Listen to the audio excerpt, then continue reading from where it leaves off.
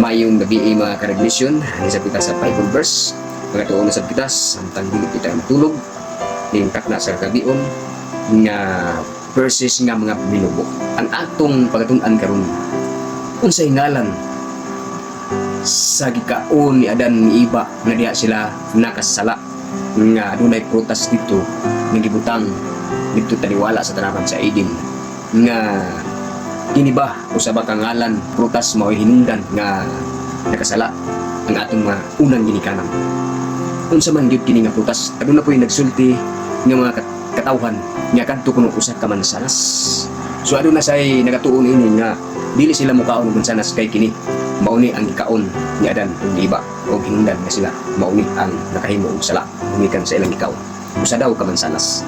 Apan atong hunaon mga kaigsunan, mansanas ba? Or bayabas ba? Or makupa ba? Or sigarilyas ug uban pa mga karignisyon. Mao na atong santop nga pangunahuna niini karon nga kagabion. Apan kung ang Biblia atong pasultihon niya dinhi sa Genesis 2:9 nagaingon dinhi og nagapaturok si Jehova nga Dios gikan sa yuta sa tanaman nga kahoy nga makapahimuot sa igtatanaw og maayo nga kalanon og ang kahoy usab nga sa kinabuhi diha sa taliwala sa tanaman og ang kahoy sa pag-ila sa maayo og sa dawtan.